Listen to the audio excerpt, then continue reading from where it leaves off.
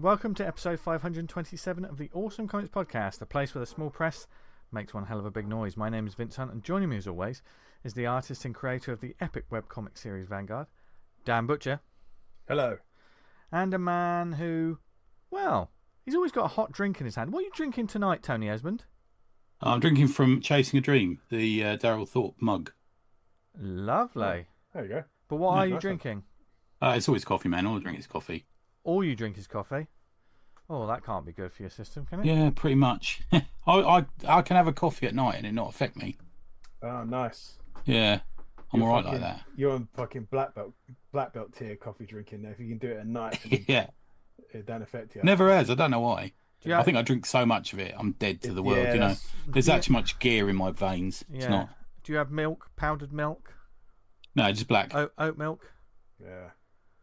almond milk, banana milk? I like my coffee like I like my women. Really bitter. I've heard different versions of that joke. Yeah. We've heard many different versions. And oh look, it's got a dirty bottom. There you go. And there's the other half of it. Welcome to the show, everyone. It's Three Amigos this week. There's going to be some hard questions, hard answers off the top of the dome, as well as loads of great comics. There quite a few for you to add to your wish list and check out. So there's plenty of stuff. We're full of, well, Tony's full of caffeine. Dan, what are you full of? I've just finished my coffee. So Dan's full of coffee, and I had a pretty banging cup of tea, to be fair. So we're all ready to go, and questions will be asked, answers will be given. So buckle up, folks, because the fuck train is about to leave the station. And Load up your fuck guns. Here we go. Yeah, there's going to be a whole lot of fuck. And by the end, we'll have none to give. So, no, welcome to the show. This is all about comics. We've always got a fuck to give. I'd like to point that out. Yeah, we give too many, to be fair. Lucky you. I think that's why I get so upset sometimes about comics, because genuinely give a shit about them, and when they feel like they're being disserviced, it kind of don't like it. Now this is an interesting thing, because there is the sort of opinions, feelings, and genuine thoughts about comics or comic making, or just the general comic sphere. Now that it's eked into other media and stuff, but we're not going to be talking about other media and stuff this week. This is just going to be just comics. But Dan brings up a good point there that like we do get being fans or being someone within a hobby. I think everyone, to a person, has an opinion or has a thought about something. Yeah. And I know I've been guilty of getting on many a soapbox over the years on this show with opinions that are both uninformed, unintelligent, and probably any un you can think of. Ill-considered opinions. Onions, and just onions. There's a character from a kids show that my friend Sean told me about the other day called Mr. Onions, and the only word he says is onions. That's the way you want to live your life. That rings a bell. Just for anything. So you write a character. Yeah. It's like, how are you feeling today? Onions. It was the forerunner to Groot. True. But yes, I've got some questions, some devil's advocate questions that are sort of topics of conversation, discussion, and this is also open to our lovely community on the Slack and beyond. We want to know your thoughts. There are no there's no wrong answers. There is no wrong answers, and certainly if you're concerned you've got the wrong answer, speak to us and we'll tell you the right one. We'll give you the right one. Free of charge. Yeah. Free of charge. Now, of course, we sort of run the gambit of here within Awesome HQ of readers, makers, fans, lifelong fans, all these sort of things on this show. But of course, these are just our opinions and thoughts. Some of them will have facts to back them up. Others of them are just because we've had too much caffeine and we're just ready to fucking rumble. So we shall see this week. So without further ado, gents, shall I jump in with the first one? And I've made a big song and dance of this. Everyone's going to think this is really epic or this could be a dangerous conversation. It isn't, because we're just talking about comics. So I've just got some questions. So I'm just going to ask them and see what they say, because my lovely hosts, have no idea what I'm about to ask them. Going in cold. Yep. I mean, I've warmed you up a little. No, we've been fucking chatting for about an hour. Yeah. We have. Quite quick, isn't it? Yeah. We actually started late because we were gassing. Yeah. So, firstly, to kick off, with a sort of more of a general question, really, and this is about comics creation and publishing, whatever, across the board. And I think it's something that a lot of our listeners, young, old, or whatever, should bear in mind. Okay, question 1 is, what do you think small press creators should call a success when it comes to their work? It's got nothing to do with sales. I think if you're calling your comic a success because of sales, you're in it for the wrong reasons. Should be the and you shouldn't call it a success simply because a couple of the wankers online, including us, think it's good. A success purely for me is whether I think it's good or not. Well, I'm happy with it, not good. Whether I'm happy. So when with you say it when you think it's good enough, you're talking about your own work there, like whether Yeah. Yeah. I don't Mine's think a lower bar than that, and that's just getting it done. If you can put a comic out, you're fucking walking the walk, talking the talk, because not many people can even get to that. So, like, man, fucking 10 out of 10. It's but would you describe it as good? Look, if we talked about our own work. No, if we're talking like, was it a success? Success. Yeah. I would say the success of completing a comic. Releasing it. Yeah. Because I think not even releasing it, just getting it complete. Yeah. And I think just to further elaborate on the question there, when I talk about success, I think it's success, it makes the word is almost dangerous itself, isn't it? That word. It's more like goals or like tick boxes to achievements that creators, because like when we set out to make things, everyone's got their own sort of like, there's people that are, I'm happy just to get this published. There are people, I'm happy to get something published. I like to get it published with another company, or lots of people have lots of different parameters, and I think that's brilliant to have drives and goals and things to strive for. They can be also, if you don't hit those marks and you put too much pressure on yourself to hit those marks, there's probably a lot of creators who just, they crumble under it, don't they? Beat themselves up over it. Yeah. I don't think I've ever thought of anything I've released as a success. It's not a term. Why so? In what terms do you think, Tony? I don't know. How do I think of it after it comes out, do you mean? Yeah, because like I think I just think oh, we got that out, let's move on to the next thing. Yeah. I don't ever think, and I've certainly never verbalised that was a success. No. I've got to kind of agree with Tony. I'm pretty much, as soon as I do something, I'm kind of moving on to the Is next this thing. also because this is where you're at this stage now with your comics making life? Because you've made a few. You've successfully made a few. You've made them for years.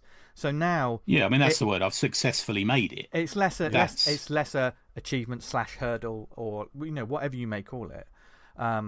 You've done it, and now you're going to keep doing it. So perhaps you don't think of...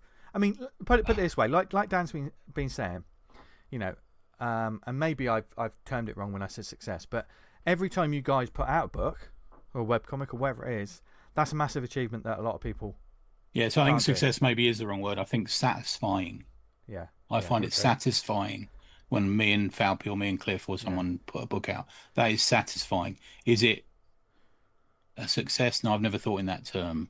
But so what is your advice, I think, in order to sort of craft this a bit more? Because some people may think of the word success or achievements or whatever it is. Yeah, but what do you measure that against success? How do you measure it? Yeah. But what would your advice be? It's going to be individualistic. For creators then? Like, in terms of thinking about their work and how they make it honestly, and release it. And it doesn't have to be on sale. It doesn't have to be anything. Just make a comic, and satisfy yourself that you've done the best thing you can do. I don't think anything beyond that should count. I mean, what do you call a success? 500 sales, Yeah. that's fuck all. It's gonna. I mean, yeah, What do you call, Marvel comics some of them sell 1,000 copies. That's not a it's success. going to be really, like I said, subjective to everyone what you define to be a success. I mean, it might be that some person gets a piece of drawing done that day because they struggle to find the time. Yeah. Otherwise, spinning off of what you said there, Tony, and sort of a bit of self-reflection by myself. Do you think you spend enough or too much time looking back at your past work? I don't spend much time, and I don't think I want to spend much time. Okay. I suppose is the answer to that. I think, yeah. There's sorry, a mate. question of like, if you don't like look back and learn from your mistakes, you're doomed to repeat them. Does that mean you're self-reflecting on what you're doing as you go along? But yeah, I sort of self-reflect. As I've just done it, I've rewritten the script. Today I was telling you about I've rewritten a script and sent it off. I reflected on that. When the artist gets back to me, we'll discuss it, and he'll say, I don't quite understand this bit, whatever it's going to be. What do you think about the design on this one? And it's a reflective discussion, and then it'll come out and I'll reflect on it and I'll think about it, and someone will say something to me and I'll reflect on that, and then I move on. So I do learn as part of it, but I internalize a lot of the learning as I'm doing it, I think, maybe. I think, you get that sensation where you read some stuff you wrote years ago and you're like, fucking hell, I wrote that. Yeah. Because it seems like a different time person creator. Do you know what I mean? Like you was in kind of that headspace, and actually something you wrote you was quite pleased with, but because you don't really look back on it, but that one time you kind of pick up an old copy and do it. It's I just considering like maybe I don't do enough of looking back at some of the stuff I've done in the past, because I rarely pick up any of the stuff I've done or look at it again. I mean, I've got a shelf of dusty comics over there. I put one of everything I do on there, Yeah. And I haven't I haven't looked at the Awesome Comics podcast comic till I did that collection of Cockney Kung Fu. And like I say, as it was coming in, I was thinking, I like this. It's all right. Yeah. I was mostly because I was thinking Nick done a great job on this, You did a great job writing it. Well, we had a nice little thing going, me and Nick, for a while there. That was not. I mean, I'm not saying we couldn't again, but I do. I suppose I do sometimes, mate. Yeah, I suppose to go back to your answer there, I do sometimes. Yeah, I'm thinking of putting together a little book of essays at the moment, and that will mean that at some point soon I'll have to go back through 10 years of essays and think, what am I going to put into it? Yeah. It'd be interesting to see the changes that have, very much so. You've gone through. Yeah, because obviously, to me, you guys, because I'm speaking to you almost on a daily basis. Maybe I don't see, like when you've got a partner who loses weight and you don't really notice because you're living with all the time. Maybe I don't notice the changes you guys have gone through because I'm speaking to you all the time. But same with you, man. Yeah. I like to think I do say I have seen you change, but maybe it's over the years. I was thinking about it when I looked at your new Viper cover you put on Patreon the other day, which I'm going to mention later. And I thought, fucking hell, that's great. And that one with the two in their sort of Viper gear suits, so good, man. Oh, cheers. Yeah, it's doing the old Bruce Lee, Chuck Norris. Yeah, I see. Yeah, Red Dragon. Yeah. Oh, thank you. Yeah, we'll get more of that later. More compliments coming later. Yeah. But talking about the Awesome Comic, when we did the anthology, what I liked about it, your comic started very differently to mine and Vince's. Mine and Vince's were a bit more sort of beginning, middle, and end, and yours got kicked off immediately, like it was a long running title, and this was one of the issues out of that. My one started differently because I'd written it already, the first sort of 3 parts, and I just needed to sort of tie it up at the end. Had you written yours already, Vince? Were you doing it on the fly? I before I started it, I wrote the whole thing. Okay. With the sort of 40-page structure, and then because then I knew I just had the 10 pages. I had the art to get through. Okay. I think like as things went on, as like the art goes on and your lettering and stuff, dialogue changes. There's some bits that I'm working on the first part, for instance, and some bits are chopping and changing with the fourth part, the third part. The way I think about the page when and it's just the delivery of the pages. It's like I used to have, like with the Red Mask, I used to make a little A6 mock-up. That's how I did my the panel layouts and stuff. rather than just having a blank page boxes, I made a little mock-up so I could read it. Do you know what I mean? Without no words on it, but I used to literally make it like that. I didn't do that with sort of Murder Road, and there were certain points. I'm not sure. Like as I was getting towards them, I would have like on the script. There's a page when the heroine's like shooting the bad guy with a shotgun, and it's one page, and there's all these different panels and stuff. The vague idea of what it would look like. And it was only when I got closer to it that I refined, okay, this is where the panel layouts are going to go, and purely because I just wanted to do something different with panel layouts, which I did a couple of times during that series, like the use of, and so I wrote a script basically for myself, and without breaking it down into panels, you mean at the start, and then you broke it down as you drew it, or? I did have kind of a basic panel breakdown, just kind of rough to begin with, and then as I'm sort of working more into it, I'm realising, I might be a bit tight for space there. It's the positive of being like a one-man band, because you've got there's a bit more fluidity, and there's a bit more. Yeah, you can be like, I can shave bits off that, I can change that, I can move that person. Still get calls for you to put a collective volume out of that, Vince. Yeah, I was about to say why that's talking about go back in time and look at your work. Isn't that something you're going to do, or? Yeah, I think definitely. I mean, it's all there essentially. It's just you've got the skills to kind of. Yeah, I mean, there was one bit. In all honesty, there was one point where, and it was closer to the time of after it came out. I had the,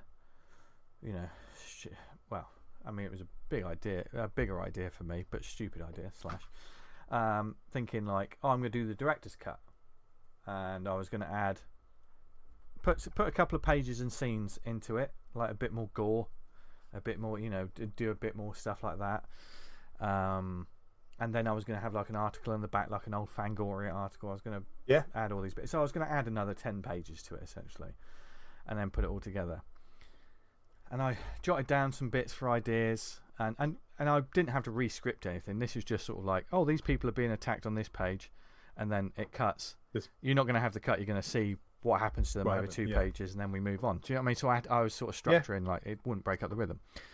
And I just think time and my art has moved on. So and because to me consistency is such a big thing, like an OCD. Like I just in my head.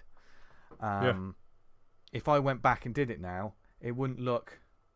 I don't think it would. I know what you mean. How it and plus there was a lot of cars and stuff like that, and like you don't redraw it. Don't redraw it. But even if you're doing the design stuff of just like the production side of it, putting a big book together, that's not. Because when I was doing it, there was all this reference. There was all there's so much going on. Well, for me personally, maybe not for a lot of people, but there was like all these reference sheets, all that the cars, everything else going on. And in order to go back to a project like that to do it, you'd have to get yourself into that mindset again, find all that stuff again, write stuff that probably if I wrote it now, would it be as satisfying to write it now? Do you know what I mean? So it's almost like I think I can collect it, and I can collect it as it is, I think. Yeah, that's the way to do it. Yeah. Yeah. And if you was going to do it again, I'd do a sequel or something as opposed to trying. Yeah, write a little prologue. I've had the idea for a sequel since the first one. Do you know what I mean? I know exactly what it's going to be called, but I haven't written it. Murder Highway. It's Murder Motorway.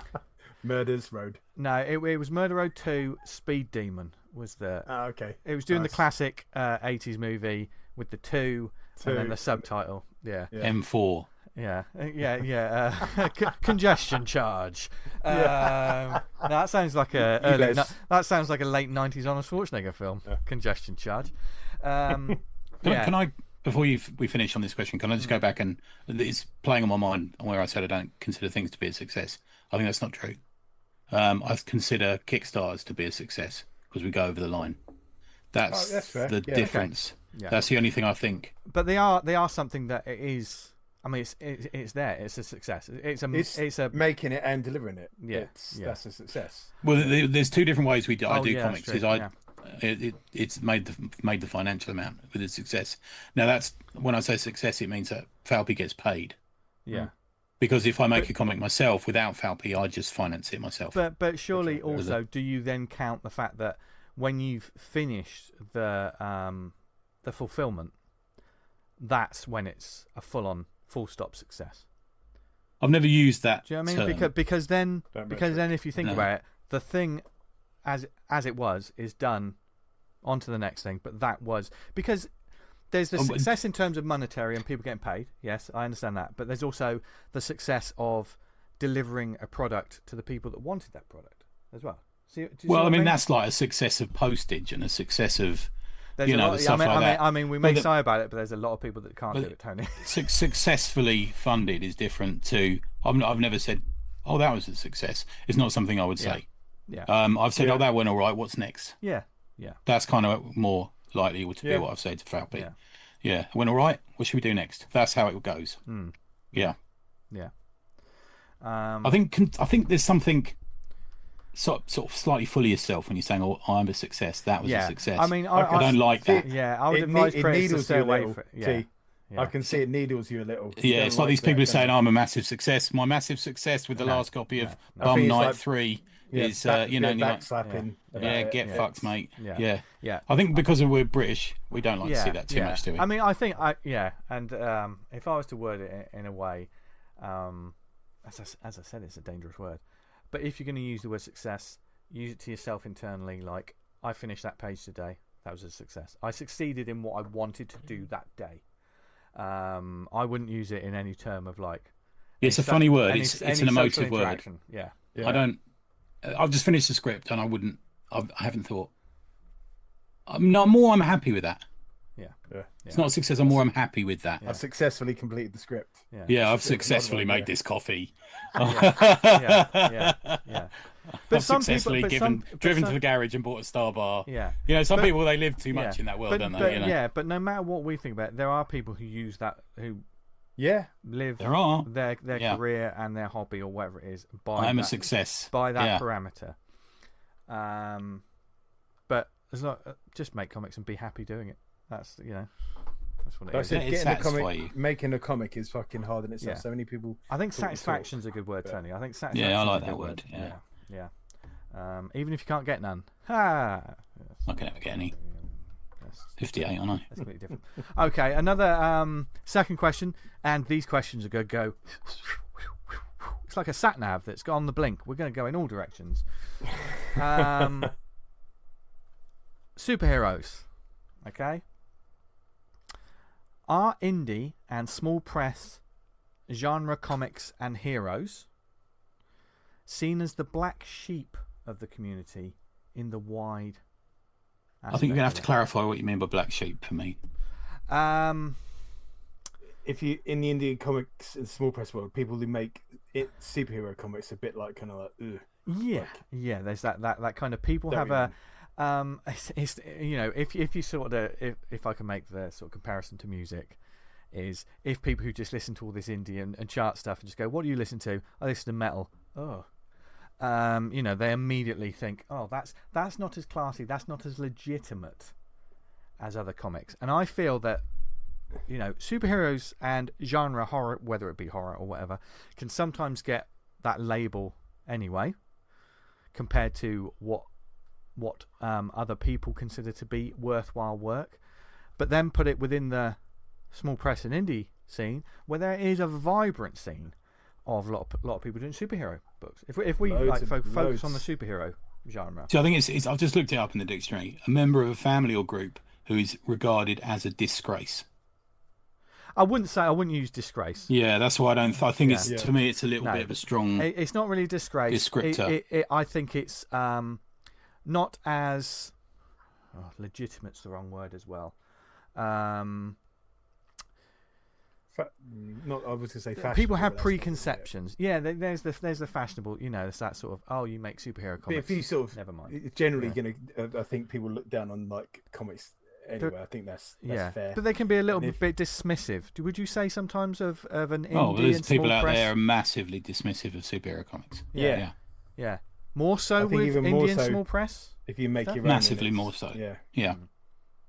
Oh, you've only got to go to a meeting of a group of the cool kids in the London comic scene and You know, I don't do superhero comics. That's literally a phrase I've heard done in that But term. What do you want? Like, know, you're what is making the a deal comic with- about What's the deal with that? You're Sorry, I making went a all comic sidebar about there. listening to fucking tapes with your cat. You know what I mean? Like, it's not. Yeah. What Well, do you want? That is therein ties into an issue, isn't it? Because you know it invites people to all of a sudden get their back up about something. Because when people don't, you know, say something dismissive about something you like, immediately you start your chest puffs out, doesn't it? Like, what's fucking wrong with the thing? I bring the like? line out of Justified, man. They pulled first. Yeah. Yeah. Well, I've told you this story myself, haven't I? I've told you about, because I work in academia now. Say what you will about it, I'll probably agree with you. But so I met up with someone who runs at the particular establishment I work at, runs a module in comics. Let's put it that way. Let's say that. And I got talking to them, and it turned out that this person perhaps didn't know quite as much about comics as your average comic fan listens to this. And I could see in their face that they realised that was the case. And the phrase they used to me was, well, I don't read comics. I don't read superhero comics. And I'm like, well, I read all comics. Yeah. Why are you judging? Yeah. Mate, that's like saying I study history, but I don't read American history. Or I don't read I don't read Second World War history. What? You know. Yeah, you can have your specialism, and that's completely fine. You know what I mean? And certainly there are people like, oh, I don't like horror. That's the snobbiness of it. That's fine. If you don't like a certain thing, that's fine. It's when people are dismissive or genuinely sort of like regard it as less than, which we're in a fucking hobby that's always seen as less than. So can we not, within the community, if you view each other as less than? You know what I mean? If you're That's my studying fucking the history of comics, to kind of just say we're not going to focus on superhero comics, which make up in the West a large fucking portion of it, is this. You're bringing in such a massive bias that's completely unnecessary. I don't know why you bother doing it. It's it's a bit of a self-tell, isn't it? Sort of saying I don't know what I'm talking about. Yeah, it's like being into movie, film, and not studying American film. Yeah, it's like that. It's there's I only watch foreign language French movies. We don't know about comics. Then would be my argument. Yeah. I mean, There's so much that we've learned through superhero comics that has been transferred into.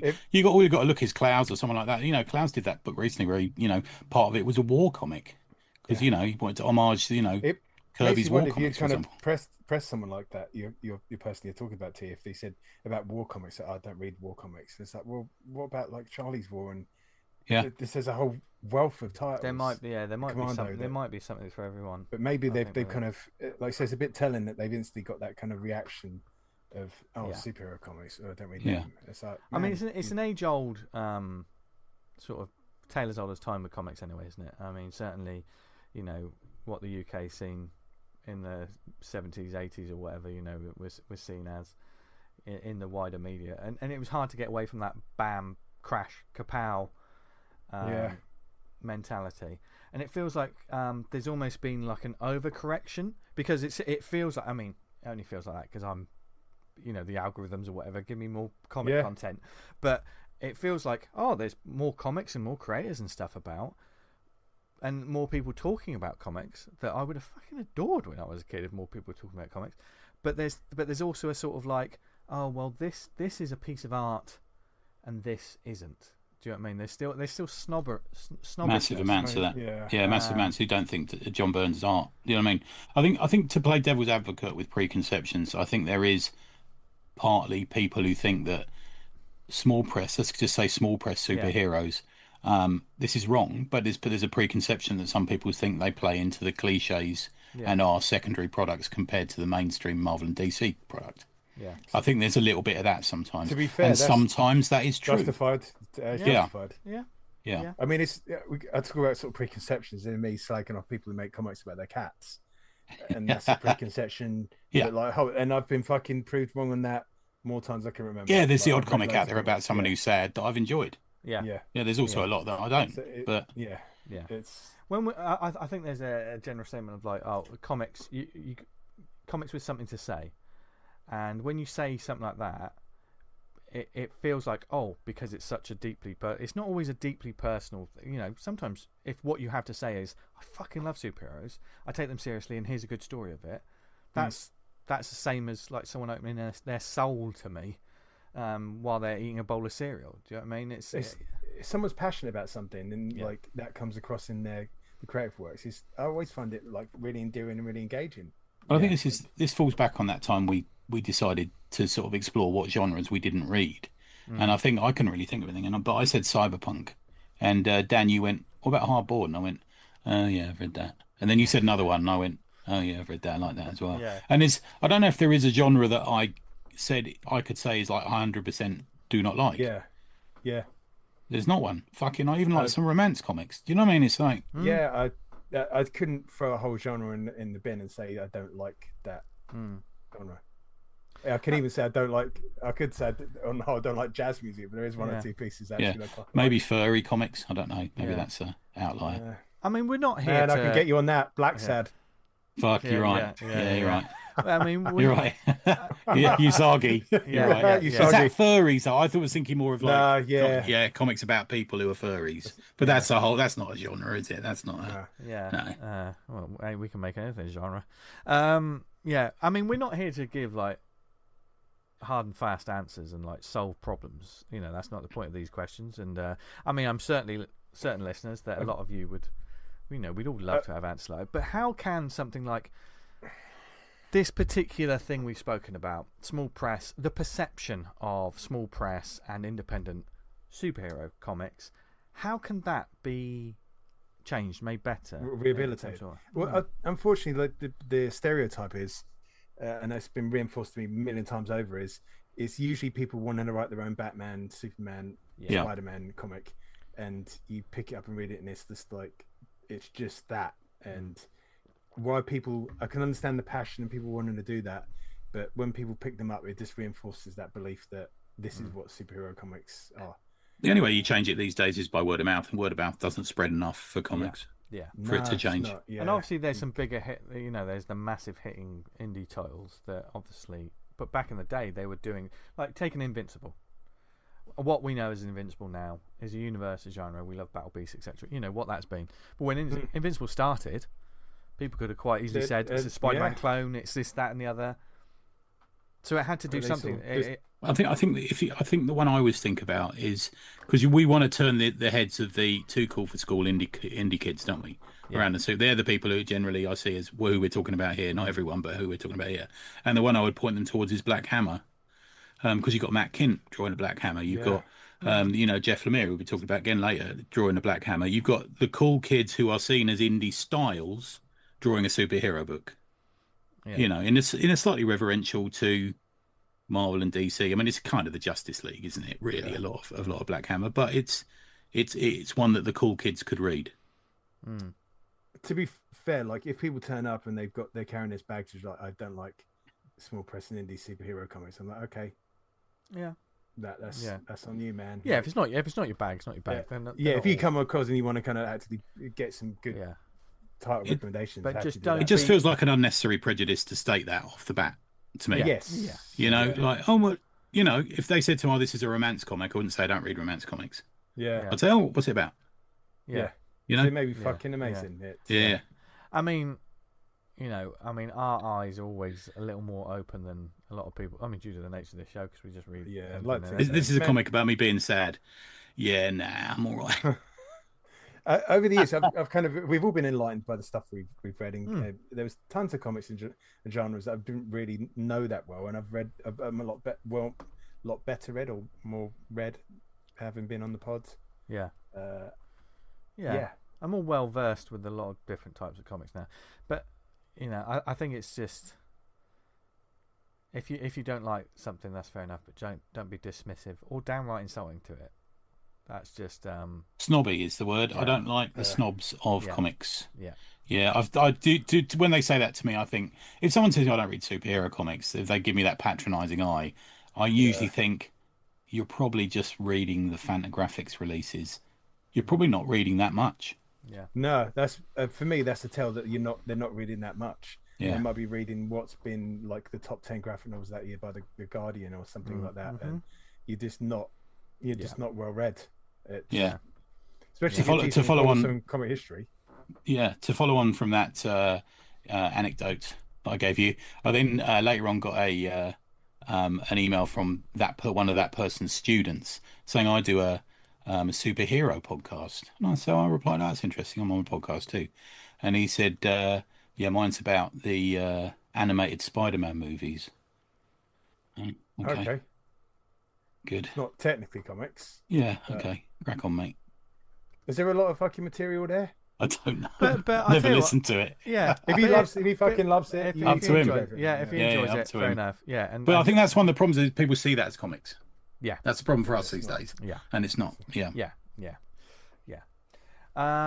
Okay. Let's move on to the next one. I've I didn't got that go on meme it on my instantly. phone where there's that druid character and they're holding their hand up and it's like silence comic book reader. A non-comic book reading fan is speaking. Yeah. Okay. Right. Are you ready, gents? Yeah. Right. Okay. Yeah. And these are devil's advocate questions. Just remember that, That's listeners fine. and Yeah. guys. Okay. Away from the small press now to bigger unnamed publishers. Are big league comic book stories moving with the times, but trying to sell to an audience who hasn't? I think it depends on which bunch of comics you talk about. I think there's an argument to be made around 2000 AD around that. I think definitely. What, that they're making stories for readers that the readership hasn't changed, but they're trying to Yeah, make... still blokes like me. They try new things. But I think the opposite is also the case. With 2000 AD as well? No, I think no, just generally. Okay. I think there's a case to be made sometimes for that. Yeah. Yeah, not always, but sometimes. And I do, if they want to do a comic about a fucking shark and put it online, if it's good, I'll applaud them. If it's bad, I won't. If they want to do sort of a new thing that's going to attract kids, if it's good, I'll applaud them. If it's not, I won't. It's just the way I look at it like that. Yeah. I think that occasionally they do try their best to try and what they perceive to be good for kids. Sometimes it isn't. Sometimes it is. I think it sometimes becomes that, like they put their foot in the mud and the murky water sometimes, is like creating these new things. And to create, there's always the search for the new in comics is the eternal, especially with the bigger publishers. It's the eternal sort of golden fleece, isn't it? Something new that hasn't been done before. Unfortunately, we haven't seen that for a while, but that's just my 5 cents. And to create new sort of characters, all these these comic book like these shark ones or whatever you say, Tony, that have an audience over there is one thing. I think when it gets muddier is when they're doing something to the established long-term characters, which is always the tricky thing forever. I don't think there's a right answer for this, because probably all the way through comics history, because we like a certain thing, if something's different, change is scary. It depends how it's different, though, mate. I think. Yeah. That's exactly. always the thing, isn't it? I think there's lots of layers to this, isn't there? Yeah, that's horses for courses as well, that sort of thing. Yeah. I can see why if you're following a particular character and they do something and make it someone else. I think there is the argument of like, what the fuck are you doing that? Not just not creating another character. Yeah. That is sometimes a valid argument and sometimes not, I think. One of the things that I suffer from, the fan heckles being raised all the time. It happens to me all the time. Thank God I'm not on fucking social media much, because and I didn't have the impulse to do it, to say something about it, because I think we've all got fucking it's always like, wow, why are they doing that? And listeners, I know these two normally get it from me when I do a paragraph and say, why are they doing this? But also it's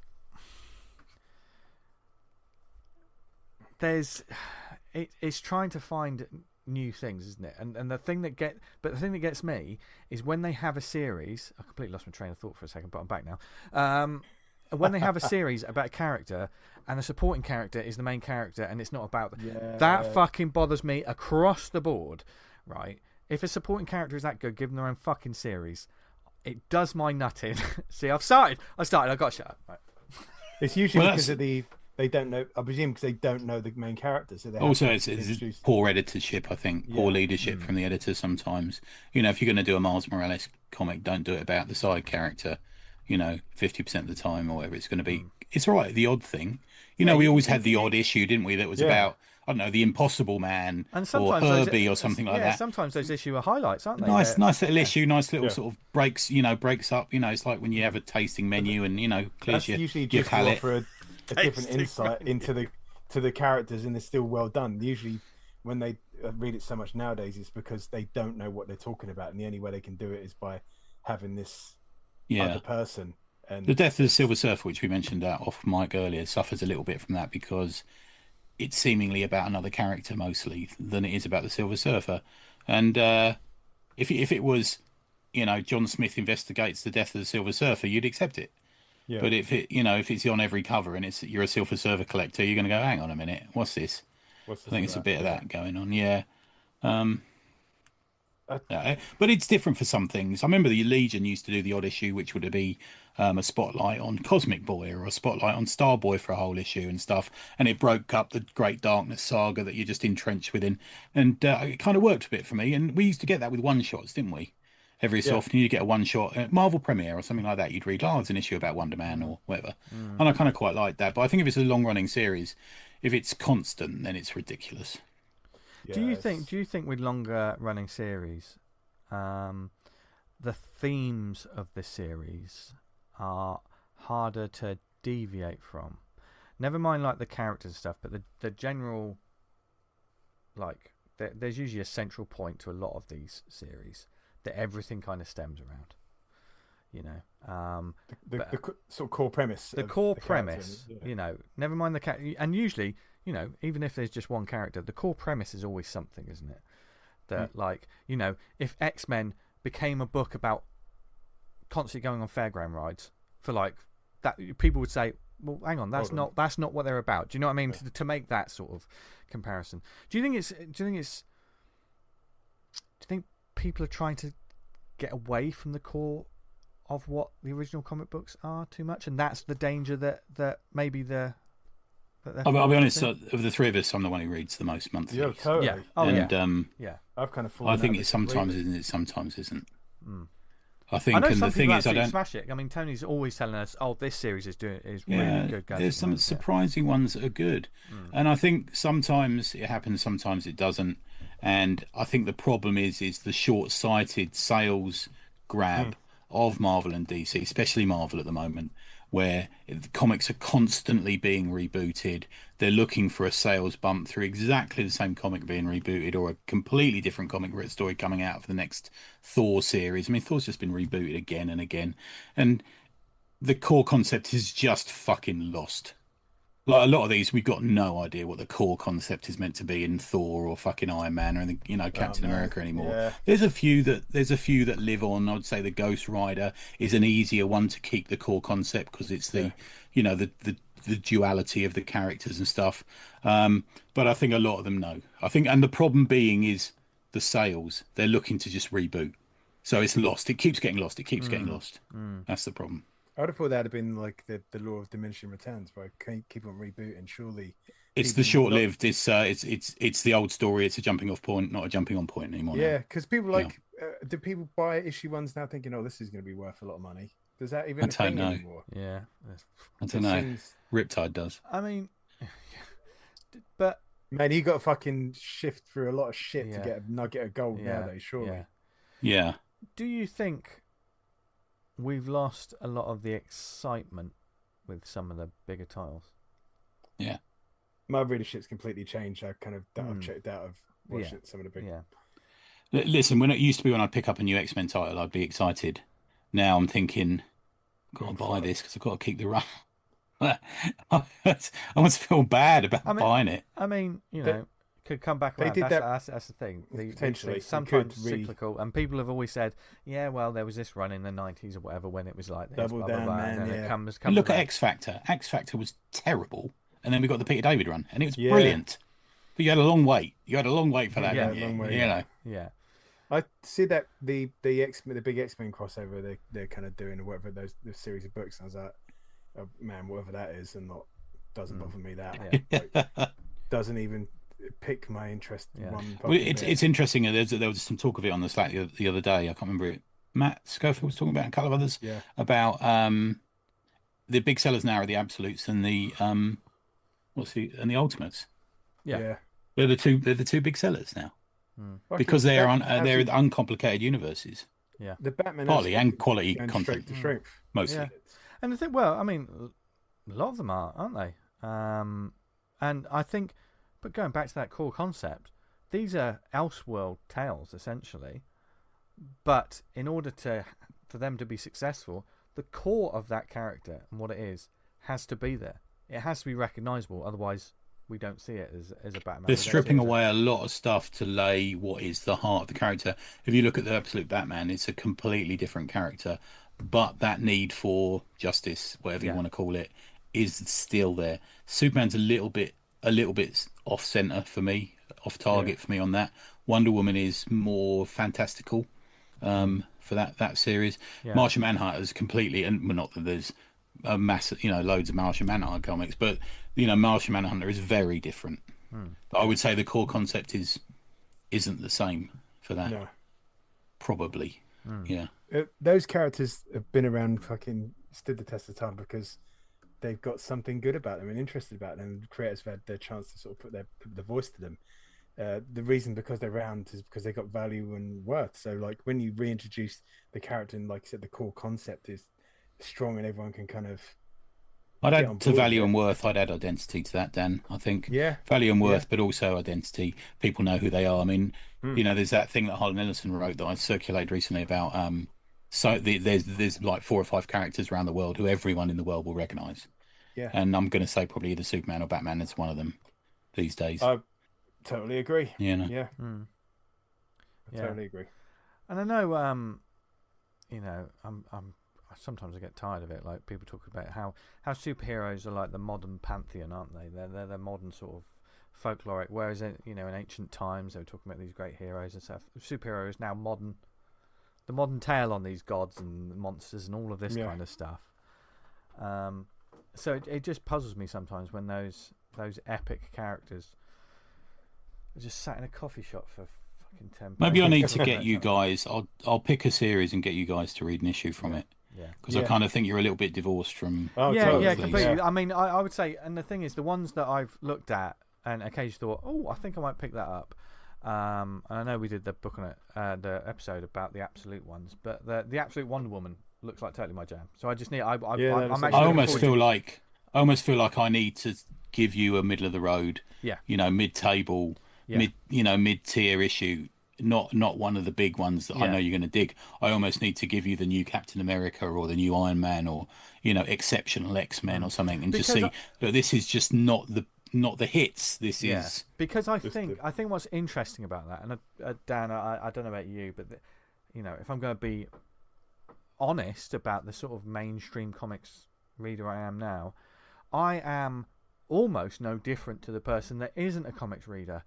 Oh, I know Captain America from the movies. Let's pick up this issue. So if I read this now, I'm kind of expecting to see, does it give me exactly what I mean, what are you expecting to see if you read Captain America at the moment? That's an interesting question. Who's Captain America? Well, Steve Rogers is always my Captain America. But who's Captain America at the moment? I can't tell you. I can tell you. Yeah, it's mad, isn't it? Yeah. Were they doing that thing? But I can't tell you because genuinely it changes all the time. So but it's just there's issue 2's just come out of a big new series. Okay. No, I don't know. No, okay. I do not know. But there's lots of people who will come into this thinking, "Oh, I love Captain America. I love Steve Rogers." I mean, I know we've had with the movies and stuff, you had the Falcon and stuff, but let's face it, Captain America is Steve Rogers. There's 2 characters at the moment, at least 2. 2 characters.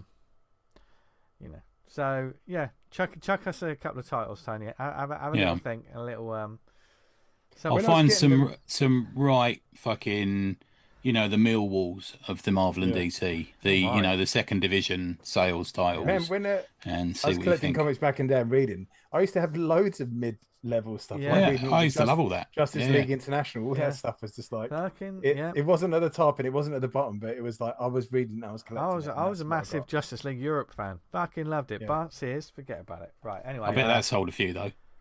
Yeah. True. I bet that's 6 figures. Man, loads of those fucking Yeah. Justice League Europe did. Yeah. What was the one which had Steel and Aquaman in, but Justice League Detroit? Do you remember that one? I never read that one. Dixon.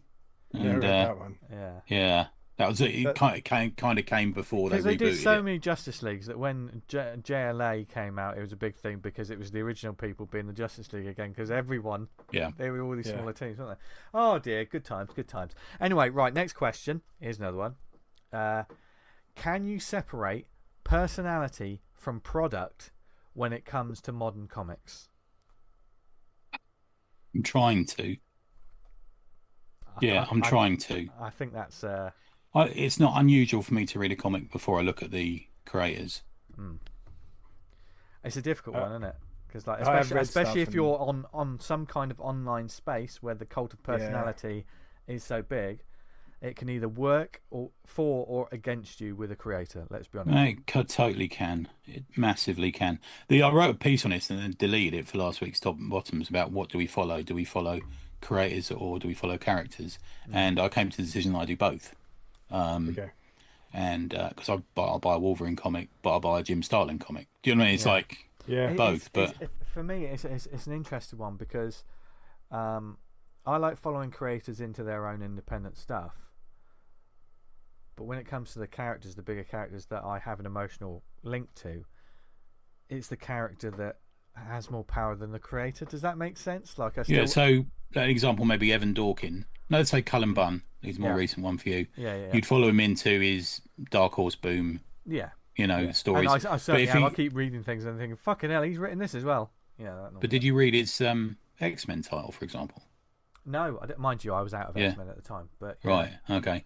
Yeah. So if he took over, let's think of someone, Iron Man. Let's think of someone we haven't talked about. If he took over Green Lantern, would you read it? That's the thing is, I don't. I think it's purely because that character kind of doesn't really do anything for me so much. Once if he put unless I heard big things about how things were different, and I'd be like, oh, okay, let's check this out. Wonder Woman. If he took over Wonder Woman, Hickman steps into the X-Men, and fucking something happens. You've got to check it out. Do you know what I mean? And it was one of those, having seen him on Fantastic Four, etc. It was like, let's see what this creator's done with this. But just genuinely, I'm like, I think I just go for those bigger comics based on the character. Is that weird? Based on the character, but I'll follow I prefer the creator's independent works usually. Okay. So if we try and ignore the main two, the big two. Yeah. Colin Bunn takes over. Fucking hell. Black Hammer. Would you read it?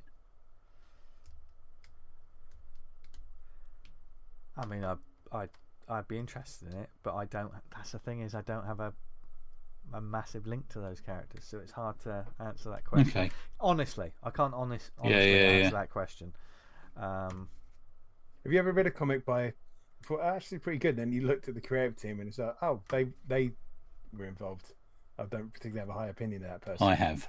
Yeah. If I had to be completely fucking honest, I have. Has that? But then has that changed how you've thought about that piece of work?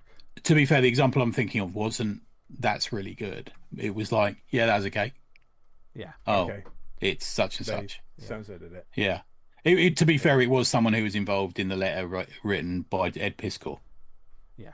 And I thought, well, I won't be following that up because by principle, I won't read those people. Yeah. Fair enough. But yeah. Yeah.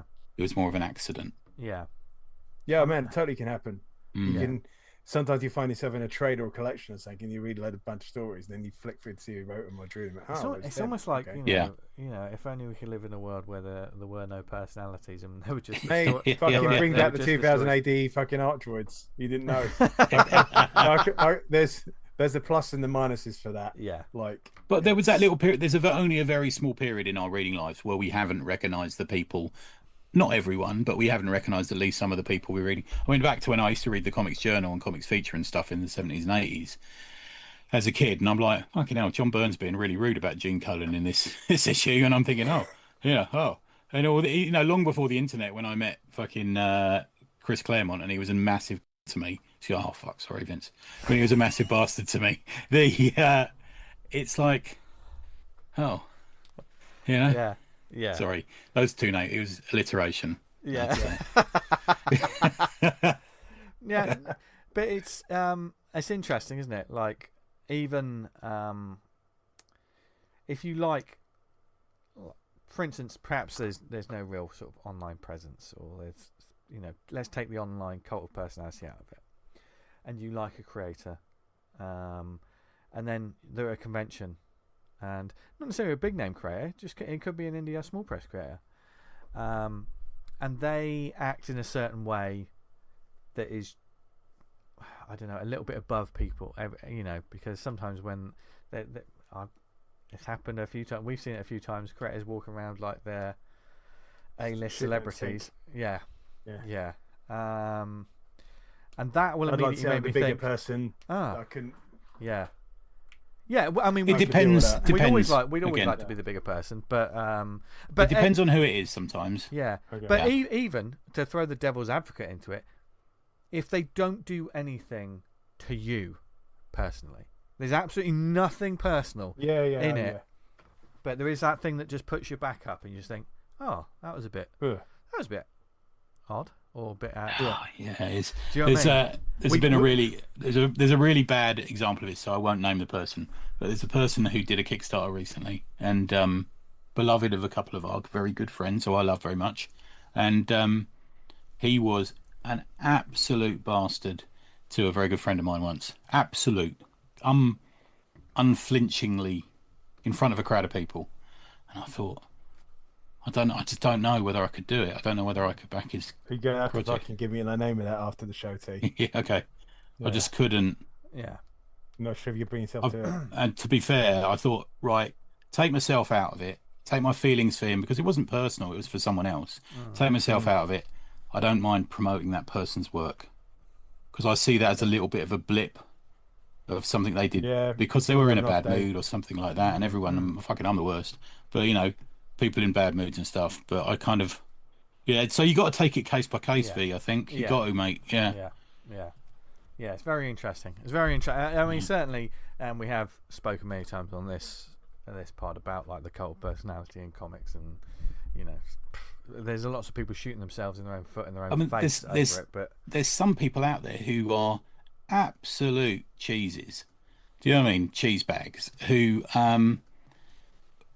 maybe froggy type people who actually are good artists, and you cannot deny it.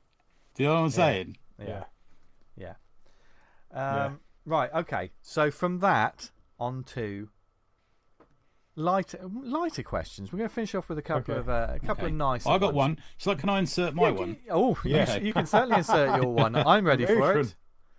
Okay. So I don't want a sentence as an answer. I don't want a paragraph as an answer. You just want I want one or two words, descriptors. Oh God. What is the most number one important element of a story for you? The most important element of a story for you as a creator of stories, not as a reader, as a creator of stories. One or two words as an answer, not a sentence, and then we can elaborate afterwards. But so, Dan? Cohesiveness. Oh, okay. Okay, Vince? That's not the word. That's two words now. Fun. Okay. Okay. T? So you're emotion. Wow. Okay. Wow. We've all gone for different fucking. Yeah. Do you want to elaborate a bit on yours, Dan? So cohesiveness. For me, for telling a story in this a comic, for it to all work and all to be considered and all work together, like with a story having a beginning, middle, and end, stuff being set up and paying off, the artwork working in tandem with the script, and just everything pulling together in the right direction, and there's a quality to it. Everything is solid and holds. I kind of got such a kind of a respect for people that can kind of put stuff out like that it knows what it is and it accomplishes it. Maybe it's That's not a good the answer. best, Yeah, I like but that. it's always kind of well considered and cohesive. It sticks together. It works. That's good. Yeah, man, I can't disagree with you on that. V, what do you think? I mean, I think Dan's spot on the money there. I mean, personally, and this is from when we're creating, isn't it? This sort of Yeah. I think for me, it's got to be an exercise in partially in enjoyment. If I'm not enjoying it, it's I will certainly I'll have an opinion. You've over put fun. So, do you for your comics? That's what you want. That's number one element. Fun. I mean, the I act of making it fun. Of course, you can change it. You can change it if you want. I could change the word to like enjoyment or something like that, because there's the enjoyment that I'll have creating something, and hopefully, as people read it, they will enjoy it. There's, I mean, to steal your word for a second, Tony, when you talked about emotion and stuff, I think it'd be not. Obviously, I could aim to evoke emotion from someone, but it will be in service of an enjoyable story, and that doesn't necessarily mean it's all happy, joy. Do you know what I mean? Like an action film or something like that. And there are, I've in the past I did dabble with ideas of something more personal, or deeper, perhaps darker, perhaps more thought-provoking, more emotional, and I just don't want to. That's not what I want to put out. I want to invoke emotion through the enjoyment of the story, but the whole thing's I'm not interested in opening my chest in order to show everyone my heart and get them to feel something over it. I want them to enjoy something, and then holy shit, I've snuck in a feeling. Got you there. Okay. Yeah. So that's why I said. I think maybe you're confusing for what I said. Emotion for emotional. I don't think emotions have to be dark or introspective. Yeah, Tony, just clarify. Having a laugh is having fun is an emotion. Yeah, that enjoyment is almost an emotion. That's like so. I think we're almost on the same. Are you talking spectrum. About making a connection with the reader or the person engaging with what you're doing? Who are you talking to? Then? Your fun kind of. Do you know what I mean? When I'm creating my comics or stories, I'm creating them for me. Okay. And sometimes if there's people that like the same, people will get a kick out of it. Perhaps it will travel well. I mean, if it's a fucking slog making something, you're not having fun in the act of making. I mean, sometimes comics can be slog's a bit of it's hard work. But yeah, I think it's interesting to break it down to a word, actually. Okay. Tony, well, your one's emotional. Right? Yeah, so mine. So I'm coming at it in a slightly different direction. Is that there's that definition of art. I think it's Francis Bacon. I can't remember who said it now. That art is the recreation of something else. It's a repurposing of something else almost. And I think good art can be all sorts of things. It can represent all different things. And I think using that as a descriptor, but also adding that famous Bruce Lee thing is the emotional content is what matters. And I think unless we're using the emotional content to connect with the reader, we're missing out somewhere. And that can be anything. That can be violence. That can be horror. That can be humour. That can be sadness. It could be lots of things. But it could be outrage, I just think unless we're using something like that to connect to the reader, it's not, for me anyway, as worthwhile a pursuit. I think like the fun and enjoyment, it's one of those, you can see it on the page. Do you know what I mean? It can run the gambit of whatever that emotional storytelling that you're trying to do. It can hit those blocks, but you can tell when someone's not having any fun When you see a Just page, you becomes a think, bit "Fucking workmanlike. hell, this was a chore." I think you can, and I just don't want that for my work.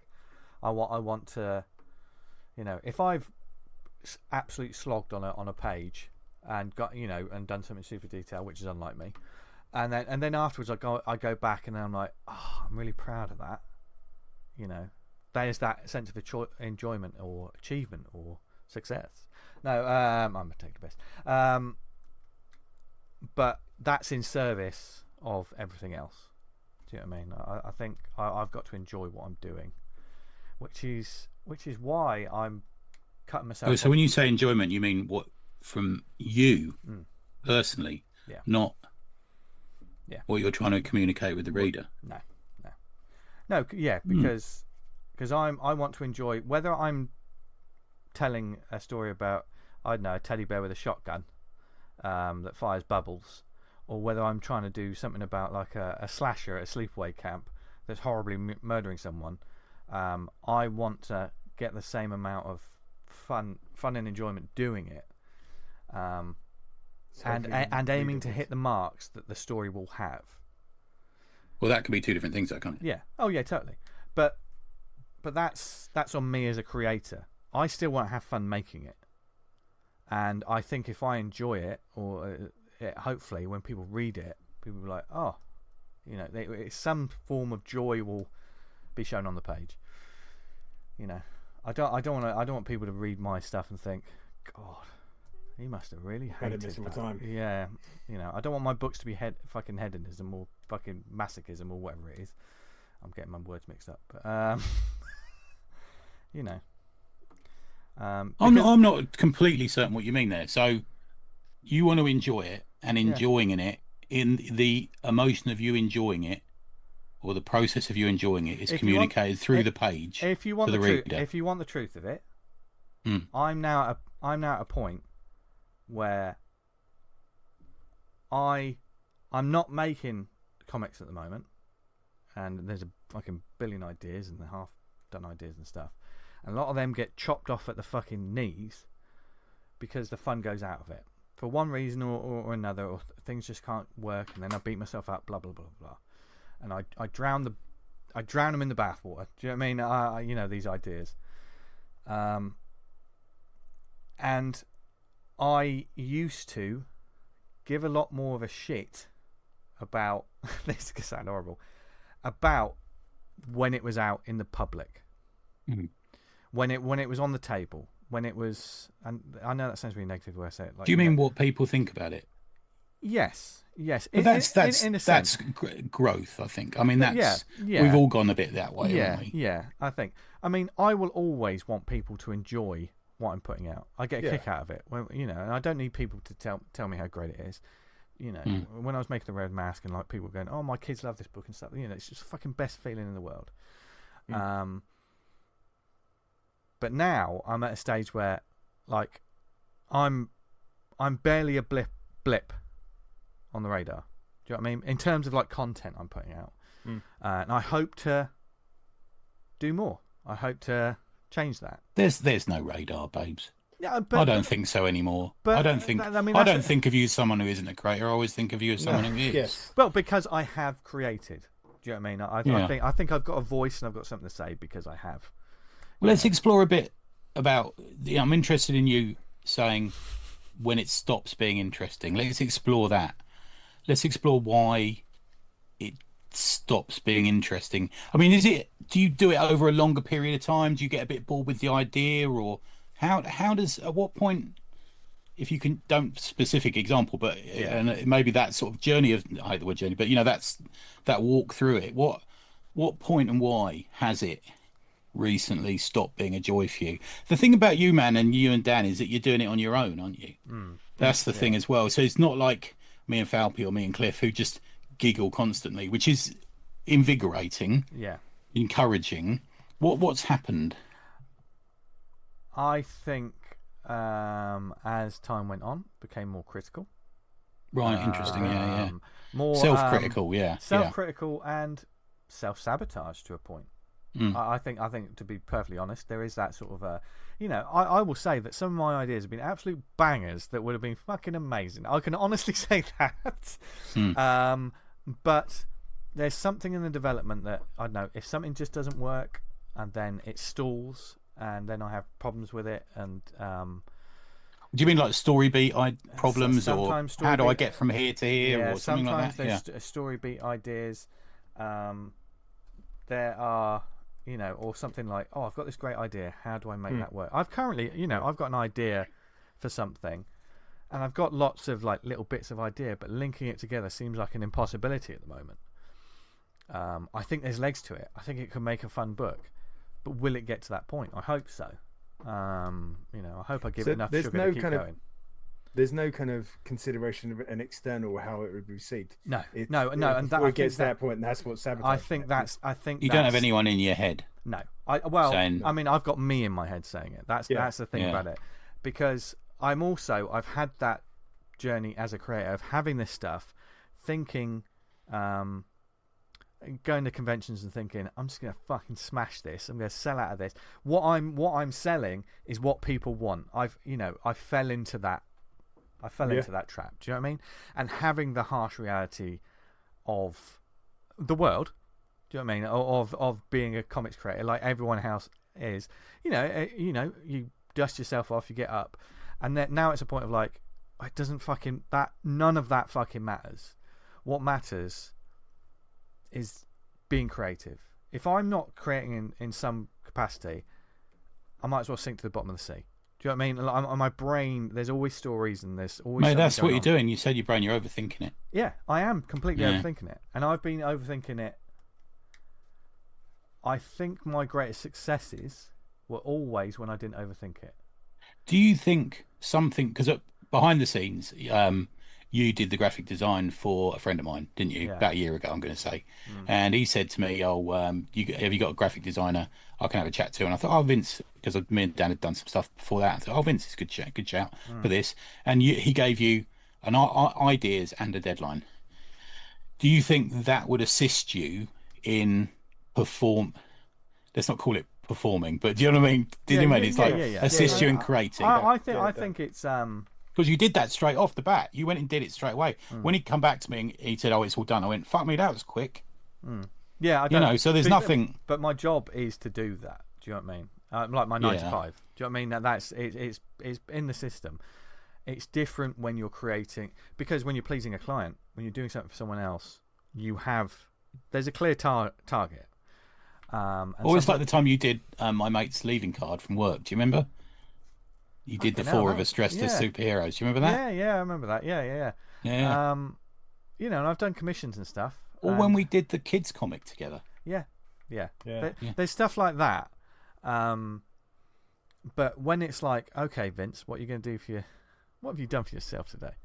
I didn't know. Do you think maybe collaborating with someone like you did with your mate Dan would push you to do something? I think like I'm not thinking writer-wise. I'm thinking more co-writer. Yeah, artist. I think so. In some ways. Because people dig your stuff. We need some more of it. We've been saying that to you for ages. I mean, MI666 obviously was a great. Going back to what we talked earlier, I always forget the stuff I've done. Always forget the stuff I've done. Like MI666 was a fun writing exercise, and when I did Murder Road, we had a job. We had a schedule. We had a deadline. We had everything, so I knew. We smashed it. Yeah, we've made a fucking commitment, and I've 40 pages plus covers in a year. Yeah, So it's like, okay, got to do it. How am I going to do this?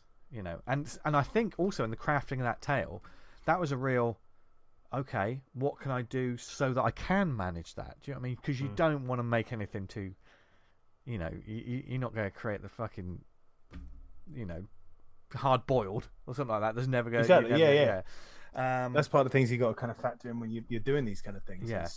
Well, I guess the last thing you brought out was Black, and that was a co-creation, wasn't it? Yeah. Well, that came about. That was a COVID thing. I just switched off. I was like, I'm just going to do the art, and then afterwards, I asked him. I had a vague idea what it was. I said, "Do you want to put some words to this?" And of course, okay. And of course, Dan smashed it and then did some beautiful sort of poetic sort of work on it. But that was an art exercise. Just fucking do it. Don't think, just do. So that was an experimental piece for me. But like when I started with the Red Mask back in the day, I didn't know anyone. This was before, I went to my first comic convention and tabled and met a wonderful community of people. This podcast was nothing. So there was just the unknown. As I stepped into the unknown, I was only doing it for me. Do you know what I mean? Just like, oh my God, I've made my first comic and put it out there. I mean, that was, 12, 13 years ago? That was, 13, 14 years ago. No, that was about, 14, 15 years ago. Fucking hell. We changed. The world's changing it. That's the thing, though. Yeah. Radically, So, what advice would you have for him, Dan? Because, I mean, you're a one-man machine. Yeah, it's a hard one. One thing... We do put, unlike you, though, we put pressure on ourselves. Yes. Yeah. Is maybe try and backtrack and find the point that was like, this is where this didn't work for me. This is where, like, the problem, not the problem, but like where this started. And you can only be like, to get back onto it is potentially baby steps, and maybe like what Tony suggested, working with someone to do a project and then give yourself the deadlines. I mean, you're a very deadline motivated individual. Like if something has to be done by X date, you'll get that done by X date.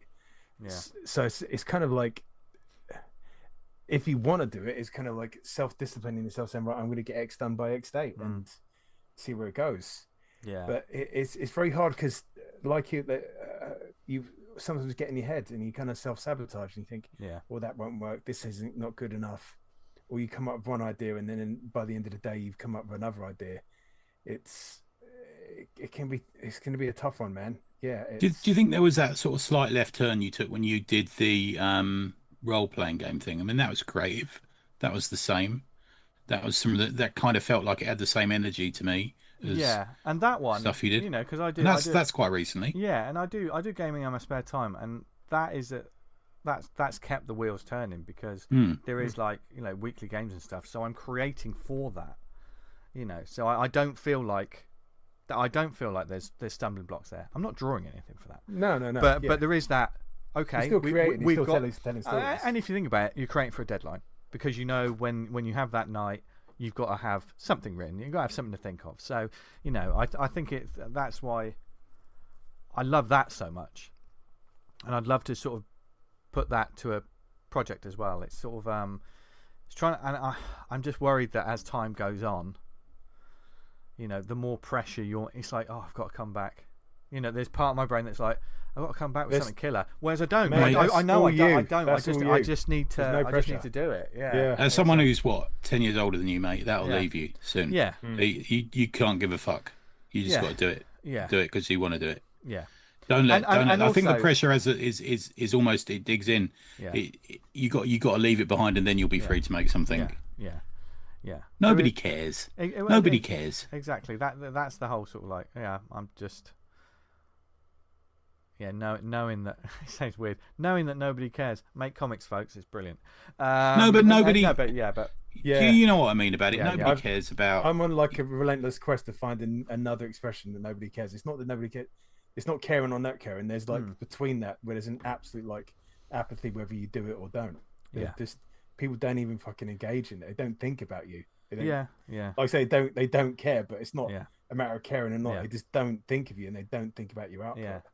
And I know you can just put it out and it's exactly that, man. I think you're right. I saw a fucking, to make a comparison, I saw a stupid podcast the other day where there was a dude and I think he was Korean, and he was asking the host, do you know where I'm from? And he said I don't care where you're from. And he came from a good place. Yeah. You're like, I just think of you as John or something. It doesn't matter. Yeah, and I think don't care has almost like a bit of a horrible connotation sometimes, doesn't it? But it shouldn't. I always struggle for a kind of a different expression for that because, if you got one, write in. Awesome comics. Gmail.com. Yeah. Send your scripts in to Vince Hunt. But I think that's a really interesting. I mean, I think we found the core of the episode. Really, almost there is motivation, and for someone who was so active, I mean, it's why we're friends is because I reviewed your comic. And, you know, in the first place, met you and bought your comic, but yeah. And I always every week on the show we talk about just fucking make a comic, you know, do it. It's brilliant. We want to read it, and that's never nothing will satisfy you more. That's never not true. Getting on with it. Yeah. I just did it today. I've been trying to get around to writing this script for about a week now, just trying to find time. I've had time. Everyone's got time. You know, but I finally thought, right, fucking, I'm going to use all these notes and sit down and finally write it out, and I did, and you get that good feeling once it's done. Yeah. I think it's like the thing you put off, and I was like, oh fuck me, I've got to do that thing, thing, and you stress about worrying about it, and then you do it, and it takes like 4 minutes, and you feel fucking so much better, and you think, why don't I just fucking do that all the time? Yeah, why don't I tidy the garage? It's like tidying the garage, isn't it? It's like it weighs on your mind. Yeah. And then you do it, and you think, you do the same fucking thing. Oh fucking, I've got to do that thing, worrying about it, stressing about it. Yeah. And then you do it, and it takes minutes, and you feel great. And I fall into that trap all the time. I'm sure we all do. Yeah, it's ridiculous. Yeah. Mine's answering emails. I fucking see an email come in, and I'm like, oh fuck's sake. Yeah, I'm terrible. Mine's sleeping with rando women. I know I've got to do it. Yeah. You know? Well, you don't have to do it, Tony. All right. But they're begging you sometimes. I mean, you are absolutely riddled. I love that. Can't leave those lovely ladies unsated. 80. Yeah. I've got to leave them unsated. What a word. I believe he means unsatisfied. Anyway, I guess without further ado, I mean, there's a couple of questions, but we can leave them. I'll probably chuck them. If there's any more psychoanalysis events needed, we'll consider that next week. Yeah. I mean, I'll tell you what, listeners. I started this episode full of beans and spunk, didn't I? Although I don't like beans. And there's not a mixture of them. Yeah. Do you not like beans, really? I cannot stand beans, and anyone who you likes like beans on toast. Fucking what? No. Do you like? I'm going to keep saying things with beans. Kidney beans. Kidney beans. No. Do you like beans and chips? No. Anything else? Bean soup. No. What about? Do you like flicking the bean? So we'll ask the questions next time. Another time. That wasn't even prepared. That was ad hoc humour. No. He's on the couch next week. Next week we asked Dan about his opinions on sex. Yeah. They properly turned the tables on me, didn't they, listeners? But in terms of those questions, keep the conversation. I don't mean the questions that they asked me just a minute ago. I mean, in general, let us know your keep the conversation going on Instagram, on the Slack, on X. Let us know your opinions. What you think. Answer the questions yourself. There's no wrong answers. You know, no argument. Just be good people. There's no arguments. We're just saying how we feel. How I feel right now. So many people in the Slack this week. Yeah. So yeah. Feel free to welcome Slack community. Perhaps you're new to the community. Perhaps you're new to this show. If you're new to this show, then right now we're going to do some shout outs. What shout outs do we have this week, gents? Well, speaking of the community, we've got the 15th of August at 7:30. Yes, you'll notice that I got it wrong on the invite. It says 6:30, but it's actually 7:30. 15th of August, we've got the next drink and draw. Everyone is welcome. If you're not on the Slack, one, why not? Two, you don't have to be on the Slack to join the drink and draw. Just send me a message, and I'll or one of us a message, and we'll send a link. DUI 4 obviously has started with Simon Russell as the editor on this one, and it's really getting rolling. We've got a little vote going on the DUI channel on the Slack as to who the charity is going to be. So go and have a look at that if you fancy doing that. We'd love to get a few. Well, Simon's asked me to say we'd love to get a few first timers involved. So it'd be nice to see a new sort of fresh people on there, and maybe some listeners in there working with their kids. Something like that would be lovely. I know we've done it before. We've seen in Ashcroft's daughter, Johnny Cannon's daughter. We've seen, that's really good. I really like that sort of thing. So just contact one of us. You can join. The best way to do it is to join the Slack and get on the DUI channel. And there's constant chat going on about that. A couple of artists looking for writers at the moment on there, especially today. I think Edric Lino's looking for someone. Do you know someone who's been killing it on Patreon recently? Danny Boy Butcher. Me. Yeah. So it is. Hey. Yes. And I know I mentioned it earlier, but that new Viper cover, man, looks fucking outstanding. Oh, thanks, man. Yeah. Just really good. Yeah. Me and Vince are on it. It's just the best. And it's one of those ones, I don't think I'm on one that doesn't supply, but it's one of those ones that really supplies the goods, mate. I'm always Cheers. getting emails. I look because I get the emails. I don't know if you're like, I get the emails up on my stupid fucking Fitbit watch. I go, oh, email from Dan. Well, I'm driving, trying to read my email on my watch, with my old eyes, and then I flick it, and it's lovely. It's a lovely bit of art from. You can't look at a lovely bit of art like that on your watch. You got. No, it just says the title of the email. You don't get the picture. Right, it says, it's not a fucking iWatch. I'm not a millionaire like you two. But but you do see, like, it's interesting seeing like the character sketches and thinking, oh, who are they going to be? What are they going to be in the new series? It's good, like, Thanks, definitely. man. Yeah, I've been both to both of you, like, picking your brains about bits on the script. Yeah. We had a chat. I forgot we had a chat last week, didn't we? Yeah. I have to put them in the finished comic because it's been invaluable. If you need any advice on beans, go to Vince. He knows all about them. Yeah, I'll tell you to fuck them in the sea. Fuck them in the sea? Yeah, you what, heard like me. on holiday? You heard me. That time you were in Magaluf, was it? Yeah, you heard me. I've written before. I do the words good. Have we got any? Has any of us written a comic with beans in them? I've certainly not. I don't believe we have. But Tony's going to now just to fuck me off. That's what it is. Yeah. Like it's. I mean, look. Shooting your beans. Look. Right, I'll say. The beans have a muff. Fair enough. If you like eating baked beans, all right, okay, you're a shit human. That's fair enough. But if you do, fair enough. And I support your decision.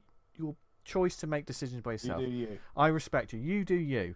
But do it away from me, you dirty bean-loving bastards. How about this scenario then? Sorry, I don't know where that came from. You know, we're always thinking about what if there's a zombie invasion. I look at when I'm on the train, I look at a house and think, oh, that'd be good defensible. Yeah. But if you're in a zombie invasion, right, or whatever they call it, and you finally break into a shop that hasn't been broken into by anyone else, there's no zombies, and there's loads of unmarked tins in there, and you open them with your Bowie knife and it's all beans, do you eat them? No. Or even if you're not, it's going to starve to death. Fuck it, I'll starve to death. Vince, man of principles. I'm a man of fucking principles. Those principles have got me that I've survived that long, Tony, in this zombie infested world because I had principles. Can you order beans on Amazon? You can order right, moving Amazon. on. The Bridlington Comic Con is coming your way on Sunday the 7th of September. Free to table from all small press area. And we had a shout from Andy today to say that there are tables. There are tables available. Me and Falpy will be going for Tribute Press, and we'll have a guest star with us. I'll tell you who that is after this. Yeah, brilliant. Sounds but good. just find Bridlington Comic Con online, and you can reach out to them. American Nature 3. Don't forget that's almost on the shelves. It's going to be next month. You can go and pre-order it from your comic shop. I've got an article in it called Dodge and Swerve, which we all know is Cockney rhyming slang for Perv. Thank you. Yeah, so go and read that. Big shout out to our brother. I can't really say why, but I just want to make sure he knows we're thinking of him, Cliff Cumber. He's going through a little bit of a challenging time, and I just wanted to let him know that we're all there for him. I'm hopefully going to see him on Wednesday. There you go. Nice one. Damn, what you got? Legacy and Bones. Idols and Bones, issue 1, a brand new superhero universe for mature readers and lovers of 90s comic action by our friend Gary Seaward. It's issue 1 introduces you to heroes Edian and Carcass, as well as villains Pulse, Widowmaker, and Oridan. Mix of superhero action, sci-fi, and horror. This comic will appeal to our fans of Invincible, Battle Beast, Spawn, Immortal Hulk, and Something Is Killing the Children. 52-page comic with 48 pages of story that could do a little bit of love, but all about that. Almost there, isn't it? Yeah. Roll back last week and you'll hear a little spoiler-free review about it as well. Legacy, Idols and Bones. Go check it out. I think that is all the Kickstarters I've been backing have all completed. So great stuff. Well nice.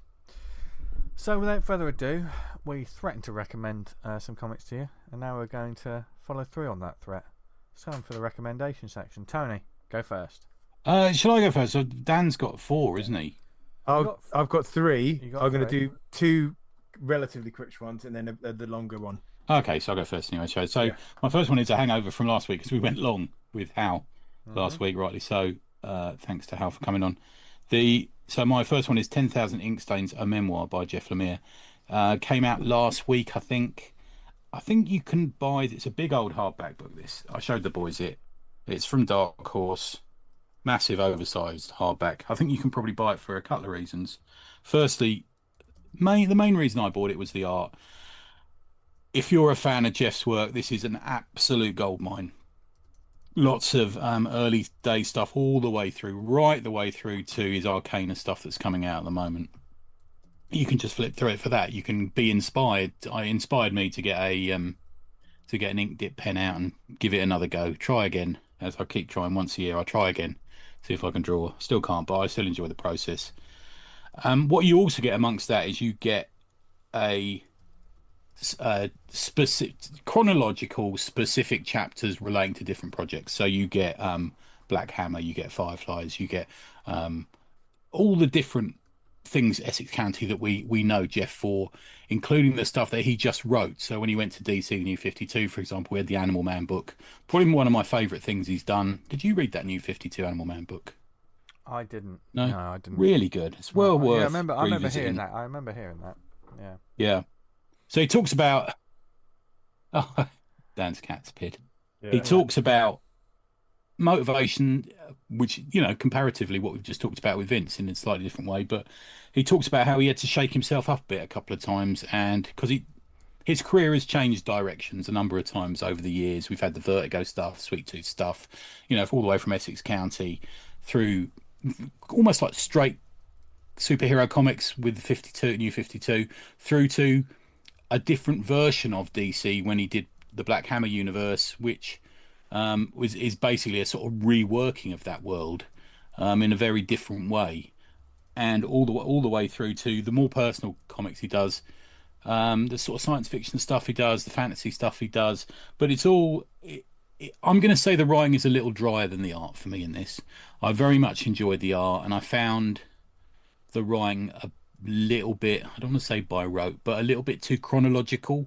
And then this happened, and then I did this. Was it a little more this is going to sound wrong, but like school textbooky, like something you find in a school library, kind of like more of a historical document rather than a... Yeah, a little bit. I think the thing is we know about Jeff is he's got a flourish to his writing that we, you know, there's a poetry. You look at something like Sweet Tooth. There's an as we talked about earlier. There's an emotion to it. There's an emotional content to it, and I don't feel that as much through the writing. But he does admit at times to sort of a little bit ups and downs in his heart and his head in relation to the books and how he's feeling about doing stuff and how he gets knocked back a couple of times. For example, he pitched Shazam I think 4 times and has never got it. And I would die to see a Shazam done by Jeff writing and art. I think he's got something to say. There's a a lot of his comics use that childlike character as an entry to the comic. We saw it there, we certainly saw it with Sweet Tooth, and there's a lot that goes on like that, And so the writing isn't quite up to scratch compared to the art, but then again, the art is so much of a draw for me for this. Yeah. So Minor Arcanum, it goes right up to that, which is the current series he's got coming out of Boom, which is about tarot cards and a little bit of stuff like that. It's a little bit like that recent Fingerman book that we talked about Bob with when he came on, a retrospective of his career and stuff. 192 pages. It is a little bit pricey, I will be honest. It's $49.99. But if you shop around, you will find it cheaper elsewhere. Amazon is £36. Forbidden Planet $34.49.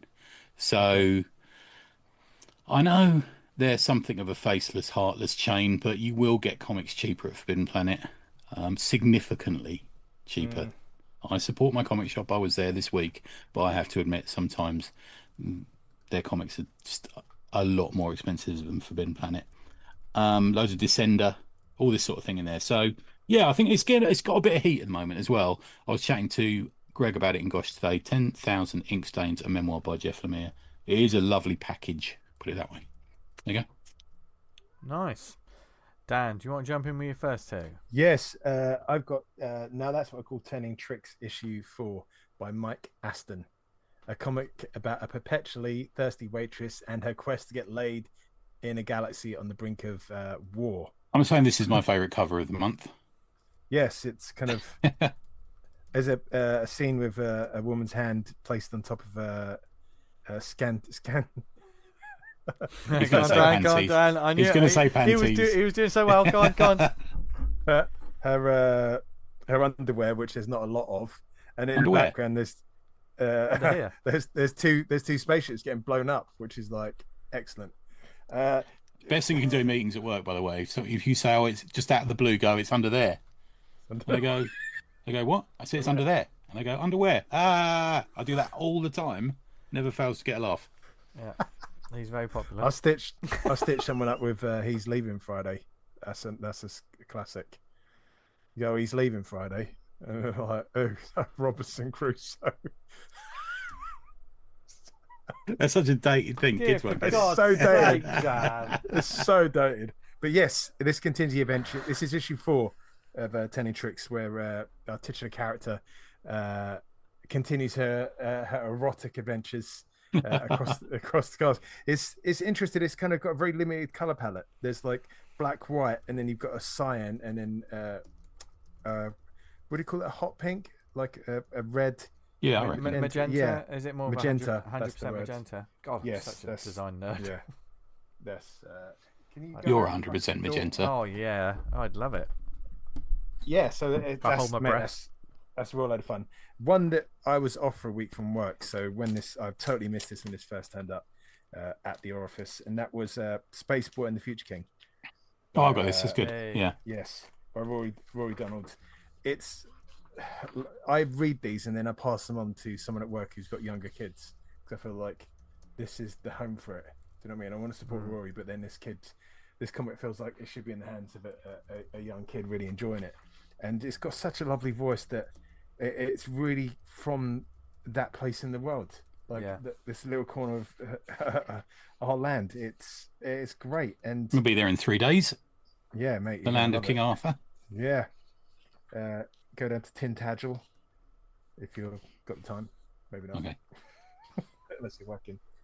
But it's got some lovely landscape pieces, mate. You're doing great on this, Rory. I really enjoy it, and it's got a shout out to the Awesome Comics podcast. Yeah, it's always really kind of him doing that. Apart from Yeah. that minor blip, it's an absolutely amazing comic. So more, please, Rory. He hints at the next issue coming along, and we're left on a cliffhanger in the end of the comic. And I'll be ready for when you drop that on that Kickstarter. Nice one, Rory. Nice. I'm just going to jump in quickly with a recommendation. Once again, return to a series that I absolutely loved. From Oni Press, Christopher Cantwell and Tyler Crook's Out of Alcatraz. Issue 5 was the final issue. I absolutely devoured it up. This is going to make a lovely collection, this. It'll be a fairly small trade, I'm guessing, because it's only 5 issues. But I hope there's lots of back matter, because Tyler Crook he's up there with me. One of my favourite artists at the moment. And this is just a beautiful book to look at, whether it be sunsets, like in intense pulp noir kind of settings. It is about the escaped prisoners from Alcatraz in the 1960s, and the fictionalized account of what happened to them afterwards. It feels very sort of almost Coen Brothers-y, into their sort of more serious crime stuff. Now that all 5 issues are out, you can just devour it. I'm not going to say more about the synopsis, apart from the fact that in their sort of write-up of it, they say that Christopher Cantwell and Tyler Crook tighten the noose and kick the stool out from under the year's most thrilling crime odyssey. That's a brutal way to say you fucking finished the Fucking hell. Yeah. With a heart-stopping conclusion that cannot be missed. Not going to say the rest, because that tells you a little bit more about where the story is. It has been there's not a huge cast of characters, but there's real darkness there in the sort of lands they go to in America. Interesting characters, interesting motivations, some brutality. It's one of the best crime books. It might be. I mean, it's too early to tell at the moment, but it might be my crime book of the year if we were to do those sort of things. The dialogue's snappy and absolutely spot on. That it lets Crook's artwork has like he does ink washes over, like he pencils, and I believe he does ink washes and then inks over the top of that as well, and it gives this real sort of beautiful, almost watercolor like look to it. Anyone who's read like Harrow County and his other work will see this, but to go from the Harrow County sort of like that dark suburban gothic kind of like gruesomeness, and this is, open plains, sunsets. It's a beautiful book, and there's some real violence goes on in this as well. But out of Alcatraz, highest recommendation. I don't know when there'll be a collection. Will be there. It's interesting because I read issue 5 on Global Comics, and the digital says it's going to be out on 6th of August. So I read it before it's been released. I don't know. That's happened a few times to me on there. Yeah. I don't Mad know. Cave especially seems to be getting the timings different on there. Yeah. Just the general look and feel of the book works really well. The covers have always. There's been a slight inconsistency with some of the covers. I think issue 3 didn't really work for me in terms of the covers, but the rest of them absolutely stunning. Go there for the visuals, but the story is on par. So Out of Alcatraz from Oni Press. Look for it, and if you see it, get it, because it's fucking brilliant. Okay, Dan, do you want to finish this up before Tony polishes us off? We got sent this in by a listener. Popcorn by Chris Askham. This is wrong. I don't know. Oh, okay. Did you call him Askham? Askham. Sorry, I knew it. Well, I had 2 names I was going to fuck up today, and I got one of them right, and this one's got wrong. So sorry, Chris. Popcorn. It's kind of. I didn't know anything about this title going in, but Chris is essentially taken like 1-page scenes out of films and redrawn them as a comic. Oh, is that what it is? I wondered what that was. Yeah. And I sort of challenged myself to say, do I know all of these films? And I did. So, yay me. And obviously, it starts off with classic Get Carter. We're straight into RoboCop, and then a great headshot of Murphy himself. And then it's a kind of just 1-page, sometimes 2-page recreations of scenes from popular films that you may or may not seen. I'm not sure if there's some kind of criteria that Chris has chosen. He's taken sort of like, this is the film I want to illustrate. I'd imagine if we all did this exercise, we'd probably come up with different films. Maybe 1 or 2 crossovers would get the same. Like we'd take one scene out of a film, we'd have that made into a comic page. I don't know if I'd have RoboCop in it or not. I don't know if I could do it justice or not. But we go from Shining, Mad Max, Good, the Bad, the Ugly, Clockwork Orange. It's interesting how you take a scene like as an exercise. Right, I'm going to break this down into panels and what's going to be said where, and what's the author. That's weird because I just picked up from the pile this copy of Illustrator, which has got all the Mad Magazine film homages in it, and I thought that's a bit similar, isn't it?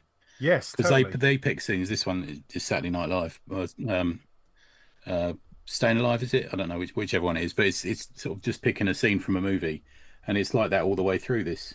Yeah, okay. I used to love the Mad stuff when they did the film homages. Yeah, me too. I just I think we talked about it before, but like I was so into like the superhero stuff.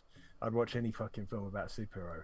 So when they did like a parody of a superhero, I'd be reading that as well because it was something else to prolong that experience. I remember they did the $6 Million Man. I fucking loved it just because it was him. Because I didn't have anything else that was the $6 Million Man. You know, it's like... and it looked, because their artists fucking hot shit. It looked like the people they were doing. Yeah, I remember reading the Batman '89, and just like, oh mate, look, there's a better costume here than they show in the comics. Yeah, apart from the excellent film adaptation Batman comic, which is the gold fucking standard. So go check that out. I'll be interested to see if there's more of that coming along. I really enjoyed it. It's absolutely blasted for it. Good little exercise to do as well, I guess. Yeah, and I would maybe challenge yourself and say, right, what scene could I pick out that wouldn't be the obvious one to do? Like if you did They Live, you wouldn't have Roddy Piper going into the bank and saying... I think as well, a good scene in a movie doesn't translate to a comic. So I was just trying to think Reservoir Dogs, and the good scene for me is the restaurant. But it's just people talking. It doesn't automatically translate into what might be a good comic. Well, you'd have to think, if you've got 1 page to do, and you've got to do that scene or that exchange, it's got to be start at the top and finishing at the bottom of the page. What could you do Like Postman always rings twice. Betty Blue.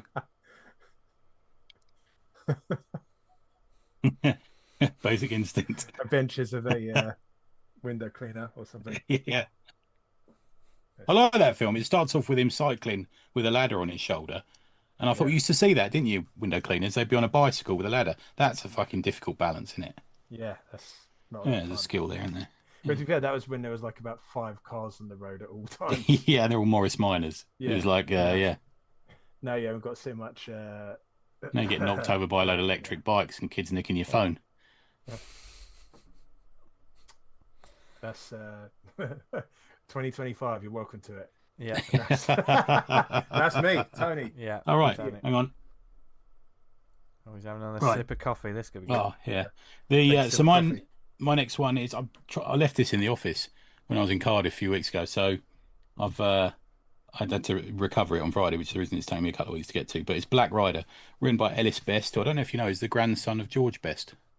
I didn't know that. The footballer. Yeah. No, I made that up. I don't know. I got a clue. I don't know that now then. Yeah. Illustrated by Lloyd Mills, who's the grandson of Mick Mills, who used to be the captain of Ipswich. And it's published through the small press comics collective Dab Hand Comics. Problem you've done there, Tony, is like you immediately start with a lie, so now I don't believe a single fucking word you say for the rest of this. The second one was also about football, so I'm not sure if that's true. Me and Dan shared a look like. I was like, what? Absolute shit. But believe the review I'm about to give you. Okay. A5, black and white, perfect band. It's an urban future conspiracy noir kind of vibe. The Black Rider is visually exactly what you expect. You know, all in black, on a motorbike, black helmet, black goggles. But it's very nicely written in a first person. I like that. I love a first person narration. In fact, I've just written something very similar to that. And they throw in a few extra ideas. It's in 2 parts. It's actually 2 stories linked by the central character, and you learn a bit more about him in the second story. The first couple of pages is almost like a prologue where it sets. Most of this is white on black, white drawn on black background, which really works for the setting of this. The first couple of pages are not. It's almost like this is the history of what's happened to the world. And this particular city is in layers. So it's a layered city, and at the bottom is the real dregs, and at the top all the rich people live where they can see the sky. And it's one of those, no one's got any hope. The world is just being taken over by crime, and later on you discover mutants as well. And what it does, it throws you almost immediately into a chase. There's these mop-topped, I've called them, that's what they used to call the Beatles, isn't it? Mop-tops. Yes. Is that right? Somewhere between Train Spotting, the Three Stooges, and the sort of cracky Beatles, I'm calling them. These 3 goons are in a car, and they come across the Masked Rider, and it's really nice energy. The chase has a really nice energy to it. It's very, very readable, drags you through page by page of what's happening. There's a little bit of the manga about it. I think maybe more because of the size of it, I guess. It's got that sort of feeling about it. But non-stop action. And the second story, he's kind of thrown into the sewers and comes across these creatures. And the last page, I think I sent Lloyd a message earlier on the Slack saying it's got that where's the next fucking issue feel to it. You see the last image, you think, right, where's the fucking next issue? Come on, guys. It's one of those, which I think is a compliment. Yeah.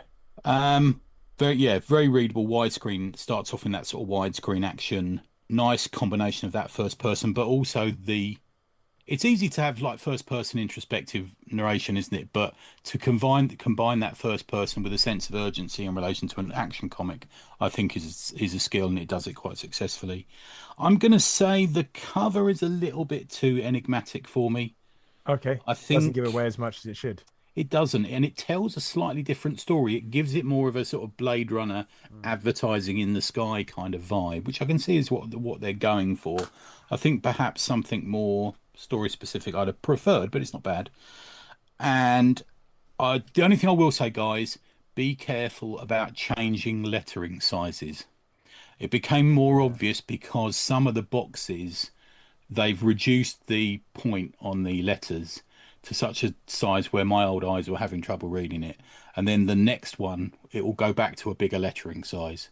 And I think you've got to be careful. You've got to be careful with that. You've got to be consistent. You've got to be like the smallest letter size throughout. Like if you're changing it. Yeah. And I've done a character shouting or something like that. But when it's seemingly just so it fits in the box, be careful. Think about stripping back some of the language maybe, or using multiple boxes.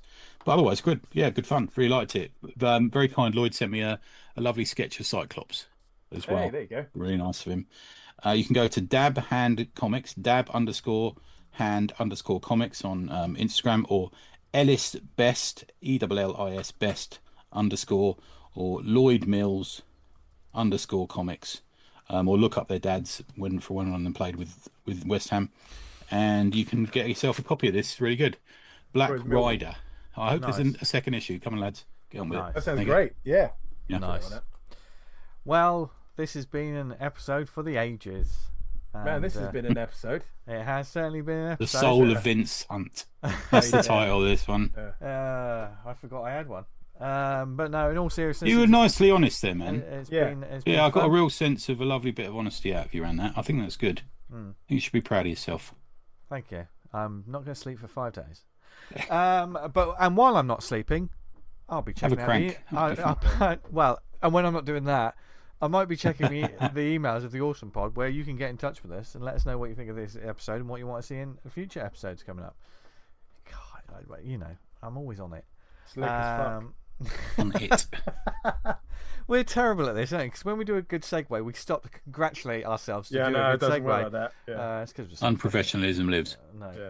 And we're so fucking good. And we're proud of it. Yeah, we're proud of the unprofessionalism. And you can get in touch with us several different ways. You can email us awesomecomicspod@gmail.com. Follow us on social media at awesomecomicspod on Insta, at the Awesome Pod on X. Thank you for listening to us, whether it was on the website awesomecomics.podbean.com. If you listened on Apple Podcasts, subscribe, leave a review. Helps get the word out about the show and all the comics and creators that we talk about on a weekly basis. Likewise, we're on Spotify. You can leave a nice review there, or just give us 5 stars and say something nice. We're on Amazon, Stitcher, Podnose, Podknife. What other networks are we on, Tony? We're on the Pod Network. Put a girl on.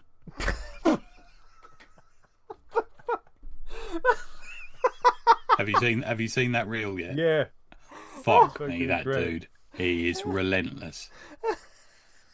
There's this Instagram thing, and he rings up different companies and puts on a voice, and it gets him carried away, and then he just goes, "Put a girl on," like that, and you've never heard more insults thrown by people. Amazing. Like, it just goes off at him. It's and Instagram is my social media platform of choice. It's amazing.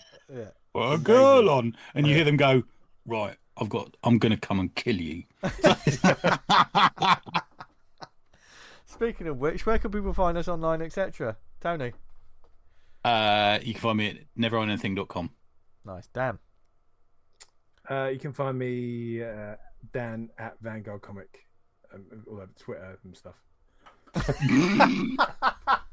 Oh, don't forget about the Substack as well. Get on the Substack. Yes, join our Substack and join the Slack community as well. Thank you to everyone that's joined up there. And it's just a great community of people on there talking about their comics and everything about comics. So keep it going. You can find me on social media at Jester Diablo. Thank you very much for listening, everyone. We really appreciate it. Join us back next week where we'll have a guest. We've got a few guests coming up. Well, we talk about all different types of comics, and maybe we'll be out in space. Who knows? But join us back, same bat time, same bat channel for the. Can I say that? Because we're not on our bat channel, are we? What should we call it? The channel? If it was same pod time, same pod time, that makes us feel like we're pod people. Right. Yeah. Well, we'll brainstorm this. But have a lovely week, everyone.